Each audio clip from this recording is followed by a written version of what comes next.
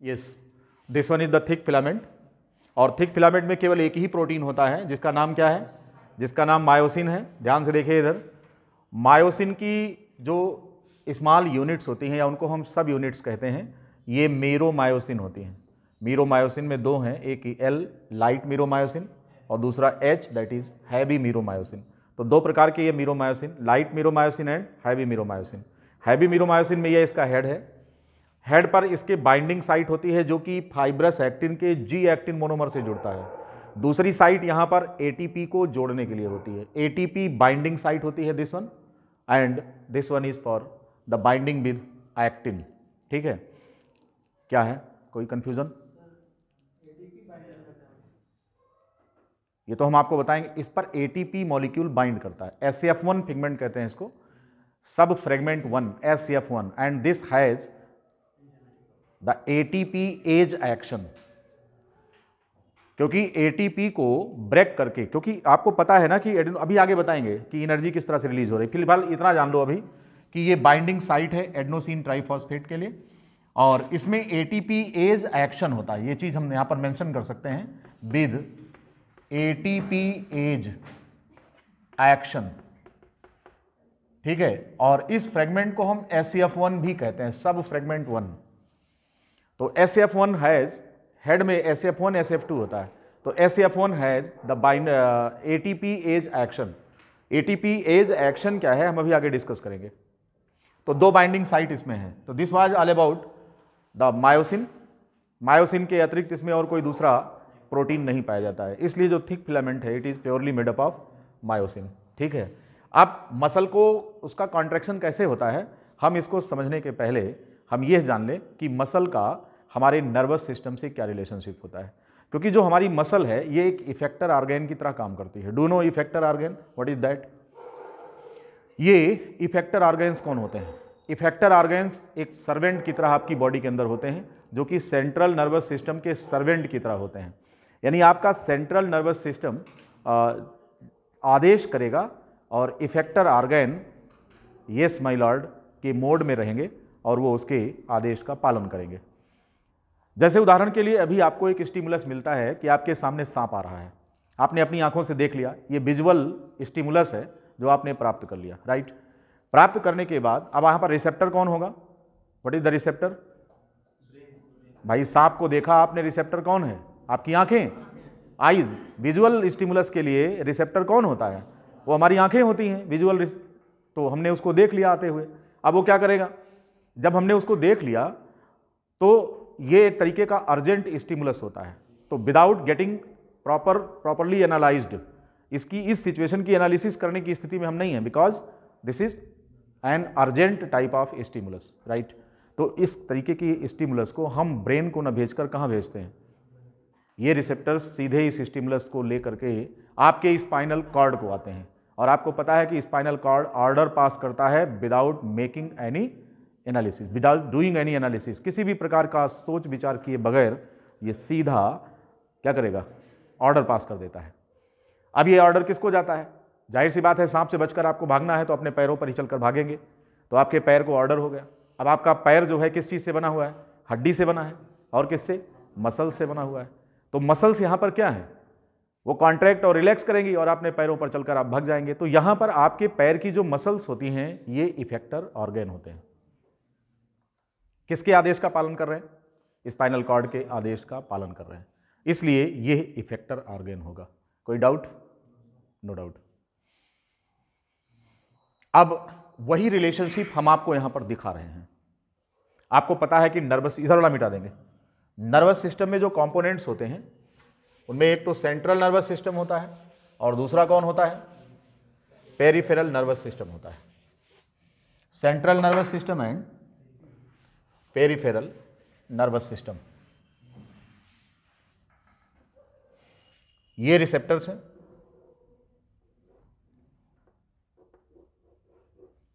ये हैं रिसेप्टर्स। यहां से इंफॉर्मेशन, यहां पर इसको रिसेप्टर को क्या मिलेगा? स्टिमुलस। ये है sensory fibre, sensory nerve fibre है ये, and this brings the information, receptor को मिला स्टिमुलस, यहां से इंफॉर्मेशन किसको गई,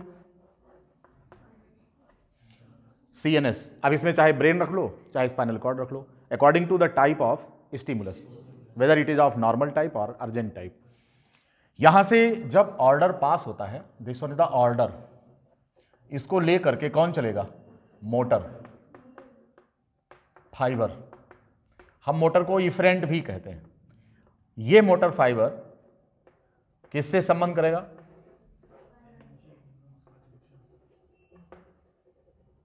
ये है यहां पर इफेक्टर ऑर्गन मसल।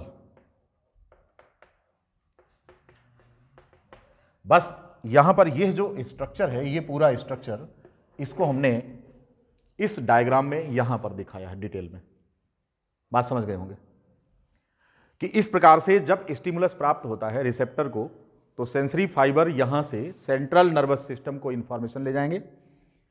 अगर ये सामान्य स्टिमुलस है जिसमें कि एनालिसिस की गुंजाइश है, तो हम सूचना ब्रेन को लेकर जाएंगे, ब्रेन आदेश को, ये इंफॉर्मेशन को प्राप्त करेगा, इसकी प्रोसेसिंग करेगा, एनालिसिस करेगा, डिसीजन मेकिंग होगी, और डिसीजन लेने के बाद ऑर्डर जो होता है वो यहाँ से मोटर फाइबर के थ्रू इफेक्टर ऑर्गन को पास होगा।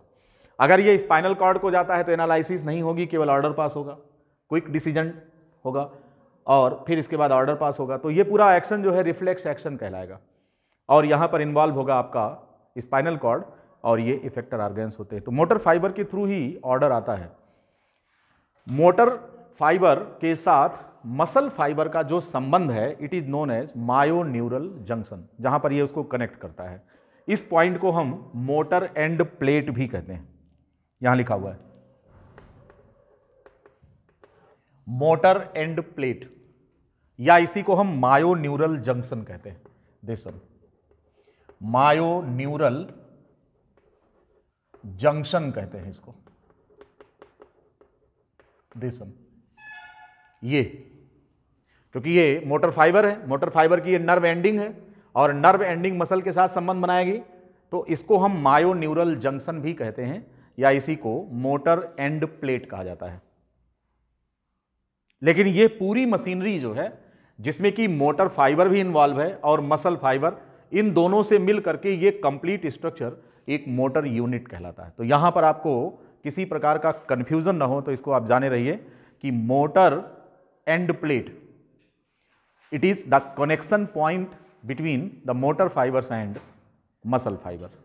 वो जो जंक्शन है, myo stands for muscles, neural stands for nerves, myoneural junction, इसी को हम मोटर एंड प्लेट कहते हैं। बात समझ में आ गई। लेकिन मोटर फाइबर और ये मसल फाइबर, ये दोनों मिलकर के जो स्ट्रक्चर बना रहे हैं यहां पर, this complete unit is known as motor unit. तो एक मोटर यूनिट में मोटर नर्व फाइबर और मसल फाइबर दोनों इन्वॉल्व होते हैं। Motor unit equals to motor fibre plus muscle fibre, ये है। आपसे यहां पर दो तरीके का सवाल पूछेंगे कि मोटर एंड प्लेट में क्या चीज होता है, तो आपको बताना है मायोन्यूरल जंक्शन, मतलब मसल का नर्वस सिस्टम के साथ जो कनेक्शन है वो मायोन्यूरल जंक्शन कहलाएगा, या हम इसको मोटर एंड प्लेट कहते हैं।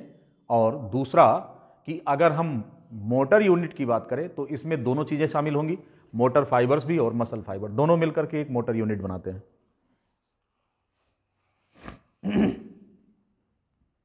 स्ट्रक्चर समझ में आ गया। मसल फाइबर का स्ट्रक्चर हम आपको बता चुके हैं, कल डिस्कस किया था।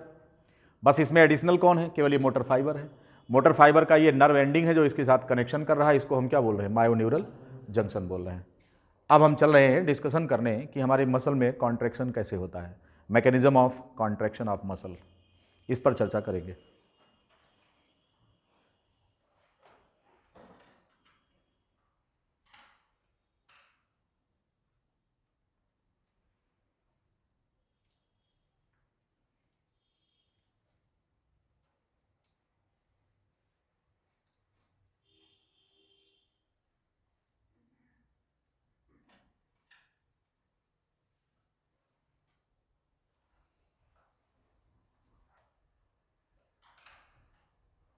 आप लोग टेस्ट की डिमांड नहीं कर रहे हैं और कई चैप्टर पढ़ा लिया मैंने और टेस्ट की डिमांड नहीं कर रहे हैं। चलिए खींच देने दीजिए ह्यूमन फिजियो पूरा। क्या करें?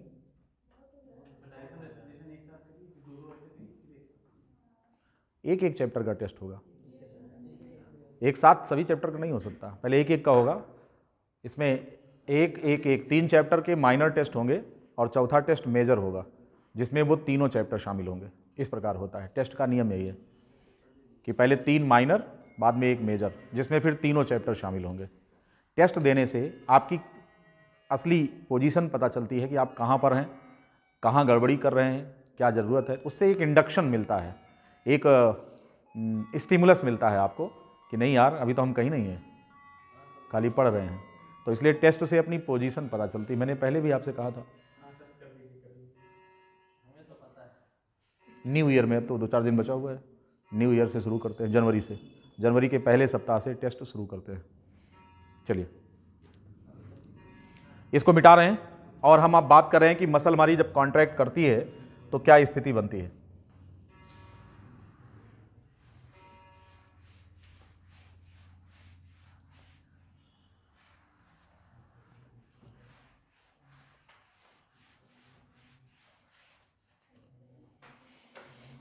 आप लोग टेस्ट के सिलेबस पे जाकर घबराना नहीं। जो डाइवर्सिटी आपको देखने में लग रही कि बड़ी है, वो एनसीईआरटी के अतिरिक्त कुछ भी नहीं पूछी जाएगी, इसलिए परेशान होने की ज़रूरत नहीं है। इंटरमीडिएट में आपको अध्यापक बन के जाना है तो एनसीईआरटी का कंप्लीट नॉलेज आपका चेक करेगा बोर्ड, उसमें कोई दो राय नहीं है। और हमारा जो लेक्चर चल रहा है एज पर स्टैंडर्ड जो है वो एनसीईआरटी ही चल रहा है। बस थोड़ी सी बातें जैसे जब डाइवर्सिटी पढ़ाएंगे तो कुछ स्पेसिफिक हो जाएगा, मतलब थोड़ा डिटेल हो जाएगा। बाकी सब स्ट्रिक्टली इसमें क्या छोड़ रहे हैं सब बता रहे हैं। डाइवर्सिटी में तो पढ़ने को तो फिर बोर हो जाएगा, 2-3 साल लग जाएगा डाइवर्सिटी पूरा कंप्लीट करने में, तो उतनी नहीं आती डाइवर्सिटी, कम आती है। तो एक बैलेंस बना करके पेपर बनेगा, इसको आप ध्यान रखिए। हाँ चलेंगे और मसल कॉन्ट्रैक्शन की बात करेंगे। कॉन्ट्रैक्शन ऑफ मसल,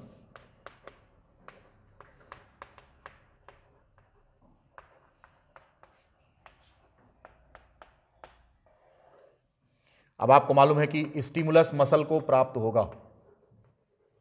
स्टिमुलस कहां पे मिला? रिसेप्टर को। रिसेप्टर ने इंफॉर्मेशन किसे दिया? To CNS. ये सेंसरी फाइबर है, sensory fibre. Central nervous system passed the order, और ये है motor fibre. Motor fibre effector organ तक जाएगा, इफेक्टर ऑर्गन तक आएगा। यहां पर इफेक्टर ऑर्गन एक मसल फाइबर है, अभी हमने आपको डायग्राम में बताया था उधर। तो इस मसल फाइबर को कॉन्ट्रैक्ट करना है, ये इंफॉर्मेशन प्राप्त हो रही है। अब क्वेश्चन ये है कि ये इंफॉर्मेशन किस रूप में चलती है। जैसे आप मोबाइल फ़ोन लिए होते हैं तो आपका दूसरा मित्र मोबाइल फ़ोन पे रहता है तो थ्रू जो है वायरलेस कनेक्शन होता है, लेकिन यहाँ पर वायर की मदद से कनेक्शन होता है। यहाँ पर वायर जो होता है वो नर्व फाइबर्स होते हैं, तो यहाँ पर बेतार प्रणाली नहीं होती बल्कि तार प्रणाली होती है। हाँ, अब जैसे कि यहाँ से स्टिमुलस रिसेप्टर को प्राप्त हो गया, अब यहाँ जो रिसेप्टर्स होते हैं इनका कनेक्शन किससे होता है? सेंसरी फाइबर यानी नर्व फाइबर से होता है। अब नर्व फाइबर अगर है तो न्यूरॉन्स होते हैं यहाँ पर। हम नर्वस सिस्टम में आपको पढ़ाएंगे, कायदे से हमें नर्वस सिस्टम आपको पहले पढ़ाना चाहिए था, फिर इसे बाद में, लेकिन ऑर्डर जो सीक्वेंस है किताब में वो पहले इसी चैप्टर का है, नर्वस सिस्टम लास्ट में, तो इसलिए पहले इसको पढ़ा ले रहे हैं।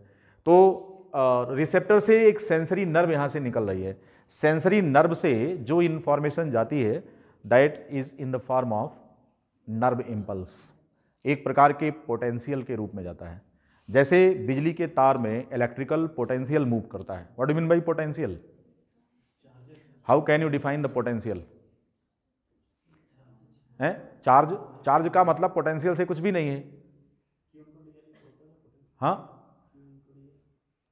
अरे भाई, पोटेंशियल कई रूप में होता है ना, कोई जरूरी थोड़ा हो कि इलेक्ट्रिकल पोटेंशियल हो। जैसे ये है, अब इस चाक को हम गिरा देते हैं तो ये नीचे गिरता है बिकॉज ऑफ पोटेंशियल। अब इसका पोटेंशियल कौन सा है? ग्रेविटेशनल पोटेंशियल है, गुरुत्वीय विभव है। तो पोटेंशियल को सिंपली जब आपको डिफाइन करना है तो आप क्या कहेंगे? कहते हैं साहब इसमें पोटेंशियल है। What do mean bye potential? हम कहते हैं कि इस लड़की में पोटेंशियल है। किस बात का पोटेंशियल है? ये कंपटीशन क्वालिफाई कर लेगी। The ability of doing work is known as potential. और किसी भी बॉडी में जिसमें काम करने की एबिलिटी है उसके पास एनर्जी है, तो पोटेंशियल क्या होता है? That is a kind of energy. अब वो एनर्जी किसी भी रूप में चल सकती है, वो इलेक्ट्रिकल वेव के फॉर्म में चल सकती है, मैकेनिकल वेव के फॉर्म में चल सकती है, साउंड वेव के फॉर्म में चल सकती है। तो पोटेंशियल को जो है ये बहुत ही इसका एक बहुत बड़ा स्कोप, एलेबोरेटेड स्कोप है इसका। आप किसी भी सेंस में कर सकते हैं। हम यहां पर नर्व पोटेंशियल की बात कर रहे हैं, नर्व इंपल्स की बात कर रहे हैं। नर्व इंपल्स जो चलता है ये होता तो इलेक्ट्रिकल फॉर्म में है, लेकिन with respect to the nervous system it is known as nerve impulse. It is a kind of electrical impulse, no doubt, because the ions move in respective directions. और जब भी चार्ज बियरिंग कोई particle respective direction में move करता है तो current flow करती है। तो यहां पर भी पोटेंशियल होता है। तो जैसे आपके रिसेप्टर को कोई स्टिमुलस प्राप्त होता है तो वहां पर एक करंट जनरेट होती है, एक हलचल होती है। करंट का मतलब क्या होता है? एक हलचल बनेगी, क्योंकि पोटेंशियल तो हर जगह होता है। वो बस ये है कि वो पोटेंशियल फ्री है वर्क करने के लिए या नहीं। तो जैसे आपकी बॉडी आपकी एक कंडक्टर की तरह से है। आपकी बॉडी में जो नर्व फाइबर्स हैं वो क्या है? ये बिजली के एक तार की तरह ही तो काम कर रहे हैं। नर्व फाइबर्स ये एक प्रकार के कंडक्टर्स हैं। और पोटेंशियल आगे फ्लो तभी करेगा जब आयनों में हलचल मचेगी। और ये हलचल पैदा कौन कर रहा है? ये स्टिमुलस कर रहा है। जैसे ठहरे हुए पानी में कंकड़ मार दीजिए आप, गाने पे मत जाइए, ठहरे हुए पानी में कंकड़ न मार, गाने पे मत जाइए। हम ये कह रहे हैं कि तालाब का पानी है एकदम ठहरा हुआ है, एकदम कोई हलचल नहीं है, एक कंकड़ उठाइए और मार दीजिए। अब उसमें क्या होता है कि राउंड राउंड वेव्स होती हैं तालाब के किनारे तक, ऐसे किनारे तक जाती हैं। तो हलचल आपने कहाँ पैदा किया? तालाब के केंद्र पर। जहां पर आपका कंकड़ गिरा है वहां हलचल पैदा हो गई। अब वहां पर पोटेंशियल जनरेट हो गया। अब वो पोटेंशियल क्या कर रहा है? मूव कर रहा है तब तक जब तक कि पोटेंशियल एनर्जी का ह्रास नहीं हो जाएगा। एनर्जी जब तक खत्म नहीं हो जाएगी तब तक मूवमेंट होता रहेगा। Now the same happens here in your nervous system also. तो जैसे स्टिमुलस प्राप्त होता है किसी भी रिसेप्टर को, तो यूं समझ लो जैसे किसी ने कंकड़ मार दिया है, किसको? रिसेप्टर में ठहरा हुआ पानी है। अब जैसे यहां कंकड़ पड़ेगा हलचल मचेगी। यह जो हलचल होती है इसको हम टेक्निकल लैंग्वेज में या बायोलॉजिकल लैंग्वेज में इसको हम डीपोलराइजेशन कहते हैं। डीपोलराइजेशन। इसके पहले कैसा रहता है? पोलराइज्ड होता है। अब तालाब में पानी ही नहीं है तो ठहरे हुए पानी मारा करो कंकड़। तालाब सूखा है, गाना गाते रहिए, ठहरे हुए पानी में कंकड़ न मार। तो पनिया होगा तभी ना कंकड़ मारेंगे। तो कह रहे हैं कि हमारे पास एनर्जी होती है, उसको चैनलाइज करने की जरूरत है। तो किस रूप में होता है? हमारा शरीर पोलराइज्ड स्टेट में होता है। नर्वस सिस्टम में आपको पढ़ाएंगे, आपकी बॉडी में एक पोटेंशियल ऑलरेडी होता है and that is known as the resting potential. ये रेस्टिंग पोटेंशियल होता है। जैसे हम बोल रहे हैं, आप सुन रहे हैं कि वो डेड बॉडी हो, उसको बोल के सुना दो। राजेश कुमार की डेथ हो गई, राजेश कुमार नाम बोलिए, उठेगा? नो, पोटेंशियल खत्म है, उसमें पोटेंशियल नहीं है। आप में है, कौन सा पोटेंशियल है? रेस्टिंग पोटेंशियल है। Your body is in resting stage. आपकी बॉडी पर एक पोटेंशियल है and that potential is known as resting potential. अब अगर आप विथ रिस्पेक्ट टू नर्व की बात कर रहे हैं तो नर्व पोटेंशियल है ऑलरेडी, उसको रेस्टिंग मेम्ब्रेन पोटेंशियल। हम आपको नर्वस सिस्टम में इसका डिटेल पढ़ाएंगे। हम फिलहाल उसी पोटेंशियल से कंसर्न है यहाँ पर। तो एक इंपल्स बनेगा, यही इंपल्स आगे मूव करेगा। तो जैसे बिजली की करंट के लिए वायर होता है, उसके थ्रू भगता है, उसी प्रकार से सेंसरी फाइबर्स में एक यहाँ पर इलेक्ट्रिक करंट जनरेट होगी जिसे हम नर्व इंपल्स कहेंगे। ये नर्व इंपल्स इलेक्ट्रिक करंट के फॉर्म में ही high potential to low potential move करता है, क्योंकि जहां पर स्टिमुलस प्राप्त होगा यह पॉइंट हाई पोटेंशियल का हो जाएगा। इसलिए high potential to low potential energy का फ्लो होता है। एनर्जी किसी भी प्रकार की हो, चाहे वो काइनेटिक एनर्जी हो, चाहे वो यहां पर नर्व इंपल्स वाली एनर्जी हो, इलेक्ट्रिकल एनर्जी हो। तो ये यहां से मूव करके कहां तक पहुंचेगी? सीएनएस तक। अब ये यहां से सीएनएस तक कैसे जाएगी? इसको कहते हैं physiology of nerve impulse transmission. हम इसे नर्वस सिस्टम में पढ़ाएंगे आपको। बस हम ये मान लिए कि करंट पहुंच गई यहां तक। जब यहां पर पहुंच गई तो ये हलचल जो यहां थी, ये हलचल किसको शिफ्ट हो गई? सेंट्रल नर्वस सिस्टम को। तो सेंट्रल नर्वस सिस्टम में भी ये क्या हो रहा है भाई, ये क्या हो रहा, होना लगेगा कि क्या हो गया, कहीं भागो सांप आ रहा है। तो स्पाइनल कॉर्ड बिल्कुल तैयार, एकदम अलर्ट मोड में रहता है, ठीक है आने दो, भागो ना, पैर को बिना सोचे आदेश कर देता है। वही ऑर्डर यहां से पास होकर, अब जब ऑर्डर पास होता है तो that also travels in the same form, in the form of nerve impulse, it is travelling from here to here and very soon this reaches to the effector organ, that is the muscle fibre, right. जब ये muscle fibre पे पहुंच जाता है, आप देखिए तो ये टी ट्यूब होता है। हमने अभी आपको बताया ये आपका मोटर फाइबर है, ये एक्साइटेशन, यहां सिनेप्टिक वेसिकल्स होती हैं, तो एक विशेष प्रकार का यहां पर न्यूरोट्रांसमीटर रिलीज होता है। हम आपको चर्चा करेंगे, इस पर बताएंगे कि ये एक्साइटेशन कैसे होता है नर्वस सिस्टम में, हम आपको बताएंगे। हम केवल सिंपली आपसे इतना ही कहेंगे कि जो नर्व इंपल्स है वो यहां से इसको शिफ्ट हो गया। जो नर्व इंपल्स मोटर फाइबर लेकर आया है, ये आपकी मसल के लिए एक स्टिमुलस की तरह कार्य करेगा। बात समझ में आ गई? जो ये स्टिमुलस इसको दे रहा है, ये है तो nerve impulse, but for this it is stimulus. आया तो इधर से कौन? नर्व इंपल्स, और मिला किसको? मसल फाइबर को। लेकिन इस मसल फाइबर के लिए यह नर्व इंपल्स एक स्टिमुलस की तरह से कार्य करेगा। जैसे मसल फाइबर को ये इंपल्स प्राप्त हो जाता है, हमारी मसल फाइबर इरिटेट हो जाती है। इरिटेशन टर्म हम इस्तेमाल कर रहे हैं। इरिटेट मतलब अब उत्तेजित होगी, एक्साइट हो जाएगी। और जो एक्साइटेशन हो रहा है वो किस प्रकार का हो रहा है, जरा इस डायग्राम से देखिए। तो जो नर्व इंपल्स है, मैंने आपको बताया था कि अगर ये टी ट्यूब ना होता तो नर्व इंपल्स इस डायरेक्शन में प्रोपेगेट हो जाता और ऊपर ऊपर ही रह जाता। लेकिन मशीन कहां पर है? इसका सॉफ्टवेयर कौन है? मायोफिलामेंट। वो कहां बैठा है? वो सेल के अंदर बैठा हुआ है। कहां पर बैठा हुआ है? इसके ऊपर क्या है? This one. ये कौन है? ये है सार्कोट्यूब्यूल। कल हमने आपको बताया था कौन है? सार्कोट्यूब्यूल है। अब इंफॉर्मेशन कहां तक पहुंच गई है? नर्व इंपल्स से सीधे जो इसकी इंफॉर्मेशन है वो यहां से कहां आ जाएगी? यहां से ये पास हो जाएगी। नर्व इंपल्स टी ट्यूब के थ्रू कहां पर पहुंचेगा? ट्रायड पर। कहां पहुंचेगा? This point is known as triad. हम इसे ट्रायड कहते हैं, राइट। अब ये जो नर्व इंपल्स यहां पे आया, तो अब आपको ये भी मालूम है कि यहां कौन होता है? ये जेड लाइंस होते हैं। जेड लाइनों पर कौन अटैच हैं? Thin filaments. ये सियानो, ये थिन फिलामेंट्स हैं यहां पर। डायग्राम कल हमने आपको बताया था, ये है। अब आप देख रहे हैं कि जो नर्व इंपल्स यहां आया वो शिफ्ट हो गया। किस में शिफ्ट हो गया? यहां। किस में? सार्कोट्यूब्यूल को शिफ्ट हो गया नर्व इंपल्स। अब क्या होगा कि सार्कोट्यूब्यूल्स जो होते हैं, हमने आपको इसके पिछले लेक्चर में बताया था कि sarcotubules are the store house for calcium ions. यहां पर कैल्शियम आयंस होते हैं। किस में होते हैं कैल्शियम आयंस? ये कैल्शियम आयंस यहां पर स्थित हैं। ये हैं कैल्शियम आयंस। कहां स्थित हैं? ये सब कैल्शियम आयंस होते हैं। कहां पर बैठे हुए हैं? सार्कोट्यूब्यूल में। अब ये कैल्शियम आयंस जो होंगे, ये यहां से, ये कैल्शियम आयंस जेड लाइन से नीचे उतरेंगे। Ca++ दोनों साइड में उतरेंगे ऐसे। ये कैल्शियम आयंस अब कहां पर आ गए? थिन फिलामेंट्स पर आ गए। समझिए कहानी को।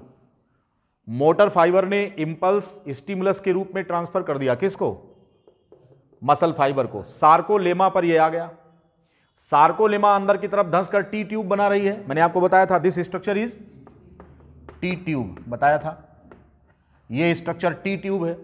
तो टी ट्यूब से ये जो इंपल्स है ये उतरकर सीधा कहां पहुंचा? एंडोप्लाज्मिक रेटिकुलम पर। यहां से कैल्शियम आयंस रिलीज होने लगे। ये जो कैल्शियम आयन रिलीज होते हैं वो जेड लाइन के थ्रू उतरते हैं नीचे। जेड लाइन से पास होकर दोनों फिलामेंट पर फैल जाते हैं। कौन? कैल्शियम आयंस का चैनलाइजेशन हो जाता है। इतनी बात समझ में आ गई? अब कैल्शियम आयन जब थिन फिलामेंट पर आते हैं तो इसके आगे क्या होगा, इसे हम अगले डायग्राम में आपको बताएंगे। फिलहाल यहां तक के लिए इसमें, इस डायग्राम में इतनी सी बात। और हमें लिखना क्या है कि जो नर्व इंपल्स होता है, nerve impulse carried by the motor fibre to muscle fibre motor fiber to muscle fiber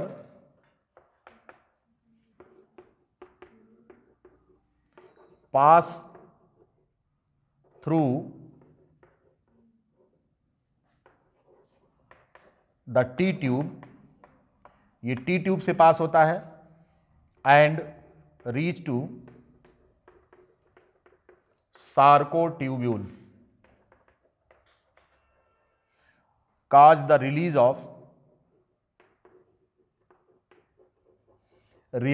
of calcium ions, Ca++ ions, calcium ions को रिलीज करा देता है।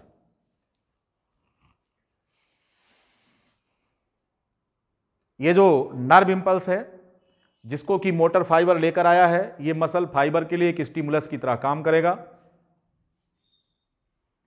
टी ट्यूब के रास्ते ये सार्कोट्यूब्यूल तक पहुंचेगा, वहां से कैल्शियम आयन के रिलीज को प्रेरित करता है। तो कैल्शियम आयन रिलीज होंगे और ये कैल्शियम आयंस जेड लाइन के थ्रू दोनों तरफ थिन फिलामेंट पर फैल जाते हैं।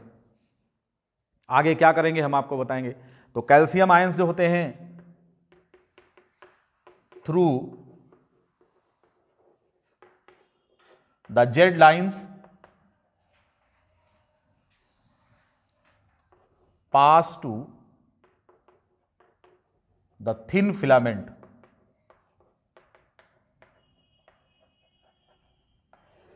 दोनों तरफ थिन फिलामेंट तक फैल जाते हैं।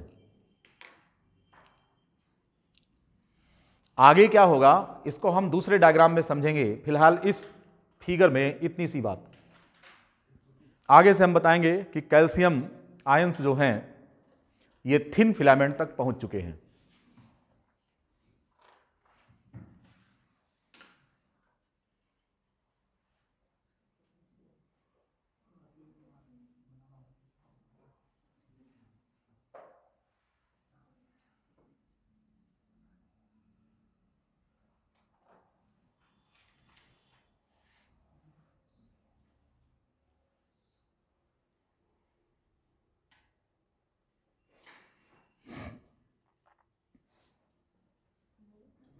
हो गया सबका।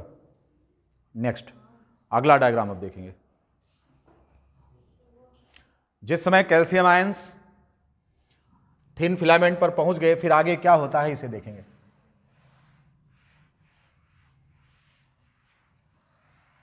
अब तक आपकी मसल एक्साइट हो चुकी है।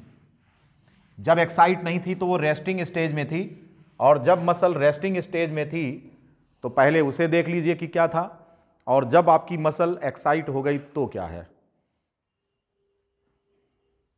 ये जेड लाइन है, दिस वन। इस जेड लाइन के साथ अटैचमेंट है थिन फिलामेंट्स का। ये है Z line and this one is thin filament.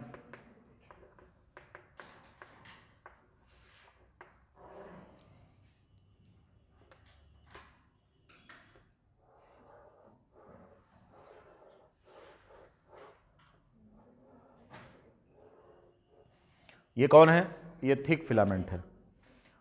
इसमें इस तरह से एक ये प्रोजेक्शंस उठते हैं जो मायोसिन का हेड है। स्ट्रक्चर मैंने आपको बताया था ना।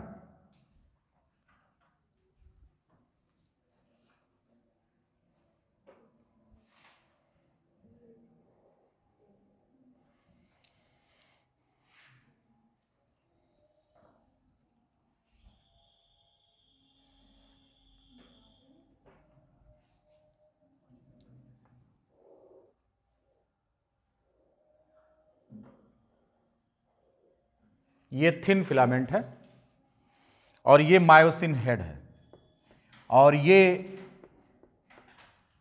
थिन फिलामेंट के एक्टिन से जुड़ने के लिए ये इसका बाइंडिंग साइट है, और ये है ATP binding site, actin binding site.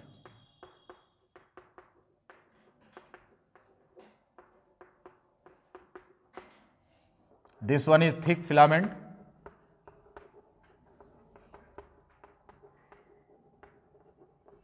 this one the myosin head,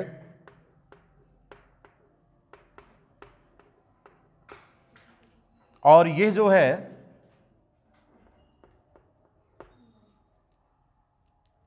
this one is the thin filament,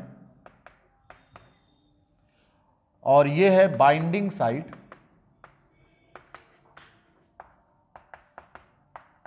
for myosin head. लेकिन ये ढका हुआ होता है किससे?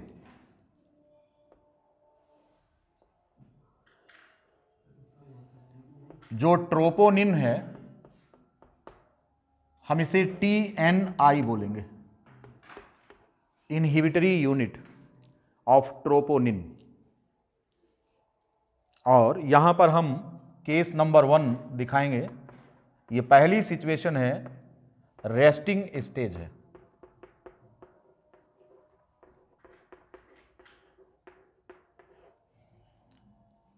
ये मसल फिलामेंट्स की रेस्टिंग स्टेज है।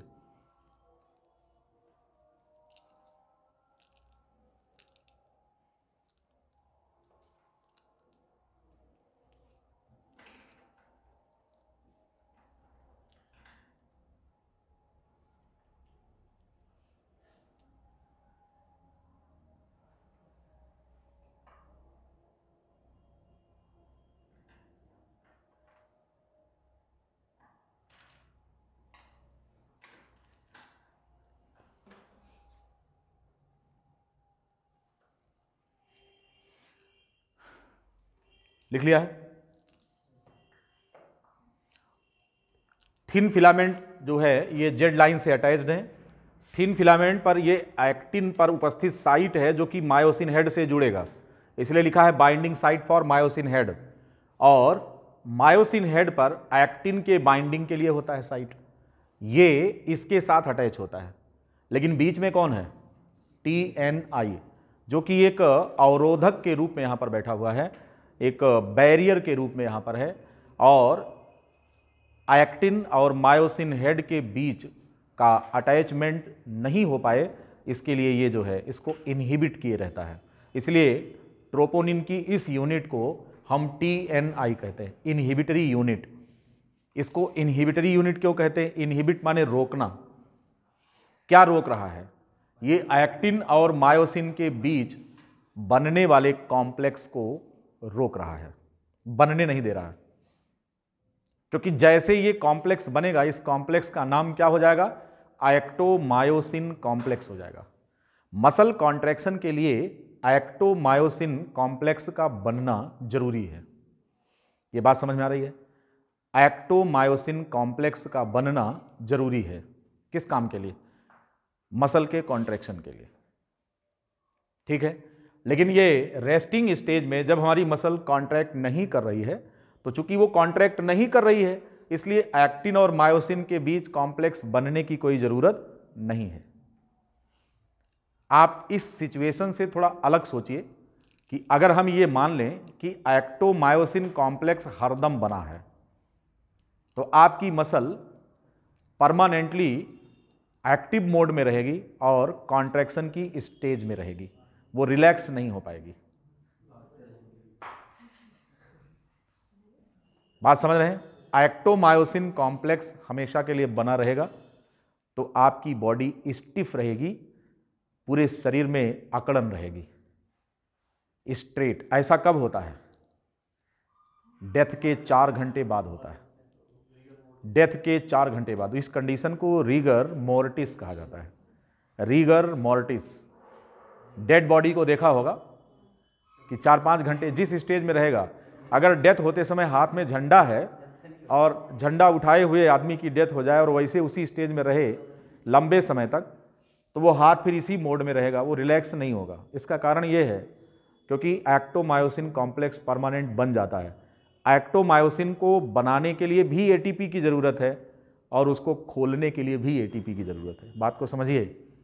जब एक्टोमायोसिन कॉम्प्लेक्स बनता है तो एटीपी की ज़रूरत है और इसे खोलने के लिए भी एटीपी की ज़रूरत है।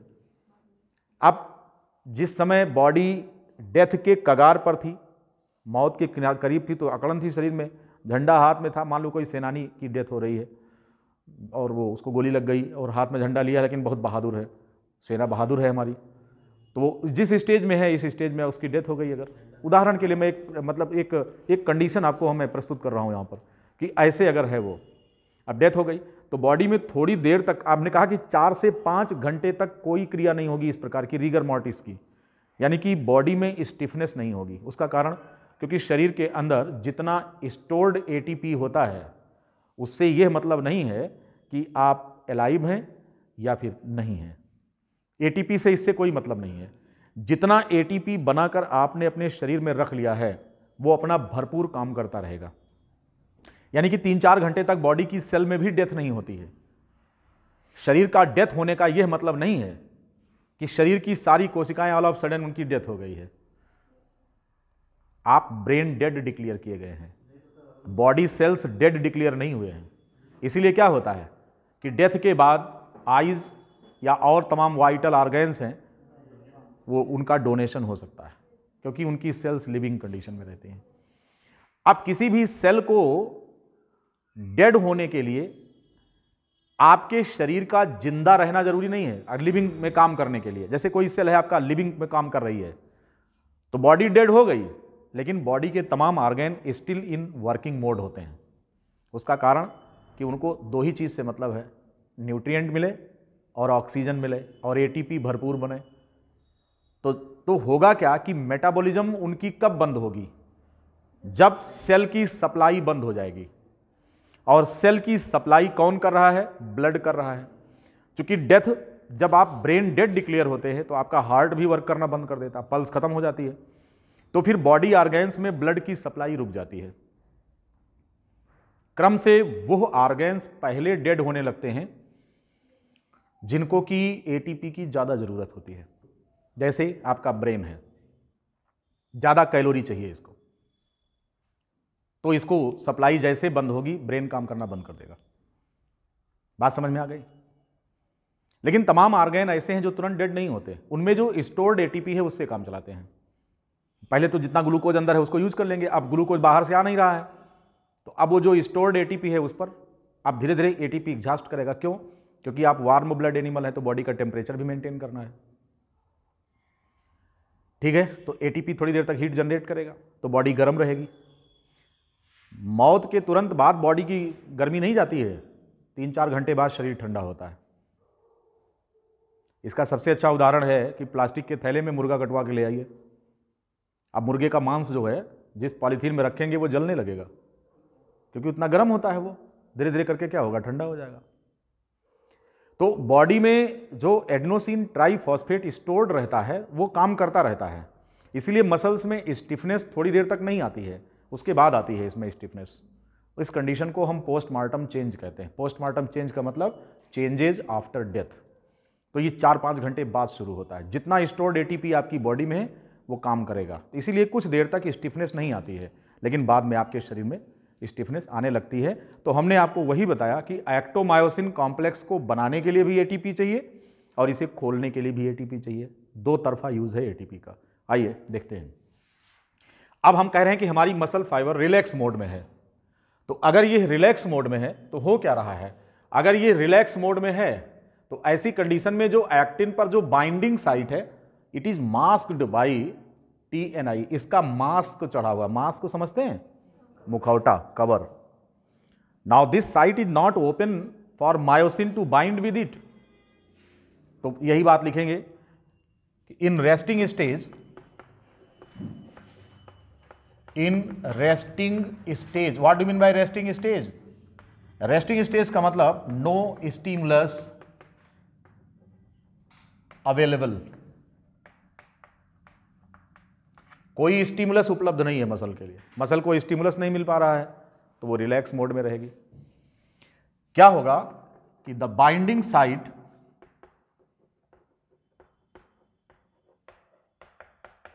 For myosin on the actin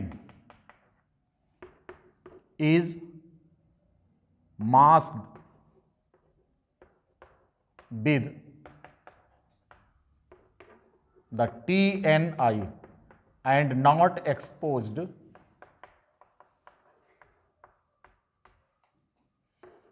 to myosin head.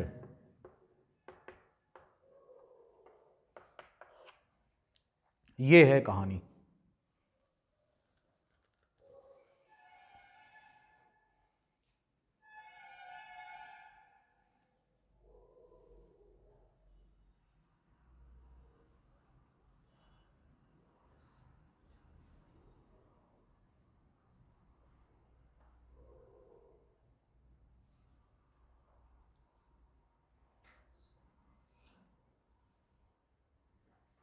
हो गया।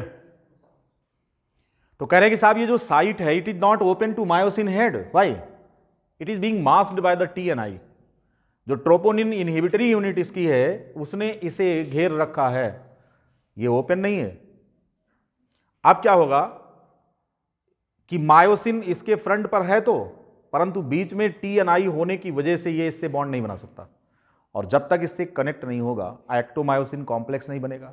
एक्टोमायोसिन कॉम्प्लेक्स अगर नहीं बन रहा है तो कॉन्ट्रैक्शन नहीं होगा। अब क्या होगा, जब आपको स्टिमुलस प्राप्त होता है, तो उसकी कहानी अभी इसके प्रीवियस लेक्चर में उसमें पहले सेगमेंट में दिखाया मैंने कि जब नर्व इंपल्स मिलता है मसल को तो एक्साइट हो जाती है। ये नर्व इंपल्स टी ट्यूब से होकर के सार्कोटिब्यूल पे आता है। सार्कोटिब्यूल से कैल्शियम आयन रिलीज होने लगते हैं। ये कैल्शियम आयन्स जेड लाइन के थ्रू दोनों तरफ थिन फिलामेंट पर फैल जाते हैं।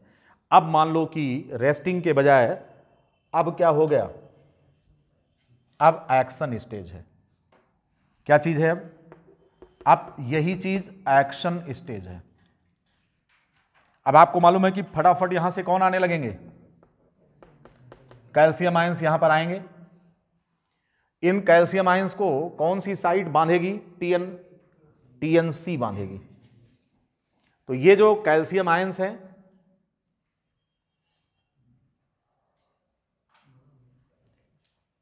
कैल्शियम आयन किसके साथ जुड़ जाएंगे, इस साइट को हम क्या नाम देंगे, टीएनसी। अब ये कैल्शियम इस टीएनसी पर जुड़ जाएंगे और टीएनसी क्या करेगा, है ये हटा देगा किसको, टीएनआई को दूर कर दिया किसने, टीएनसी ने हटा दिया इसको, कहा हटो तुम। और अब क्या होगा कि यह जो मायोसिन हेड है, ये मायोसिन हेड इसके साथ कनेक्ट हो जाएगा। बात समझ में आ गई।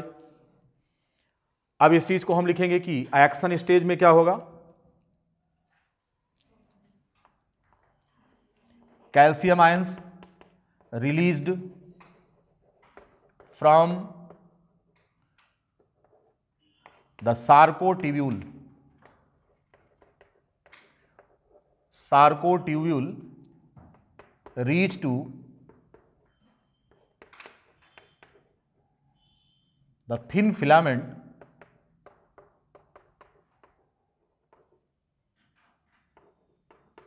bind with TNC of troponin and remove TNI mask,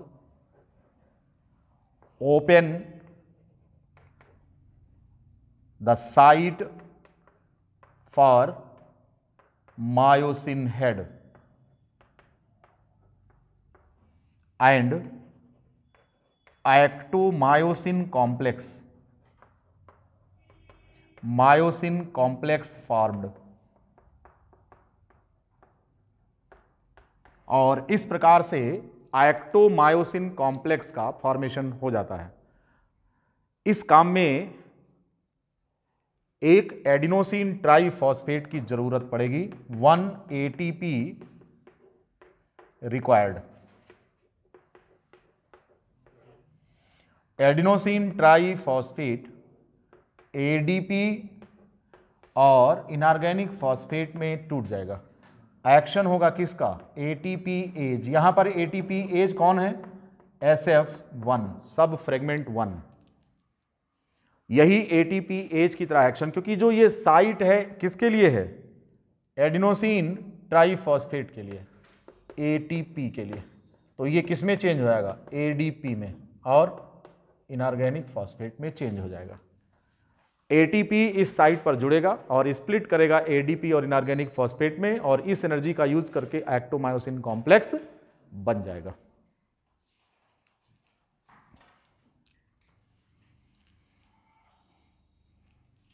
यह है मसल का एक्साइटेशन। एक्साइट होने के बाद एक्टोमायोसिन कॉम्प्लेक्स बन गया है। अब आगे की कहानी हम आपको अपने अगले लेक्चर में बताएंगे, नेक्स्ट लेक्चर में, कि मसल कैसे कॉन्ट्रैक्ट। एक लेक्चर और लगेगा।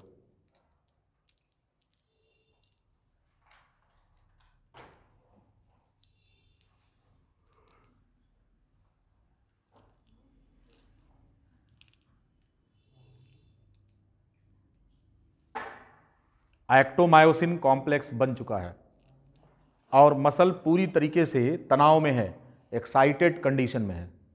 अब आगे जो होगा वो हमें आपको अगले लेक्चर में बताना है।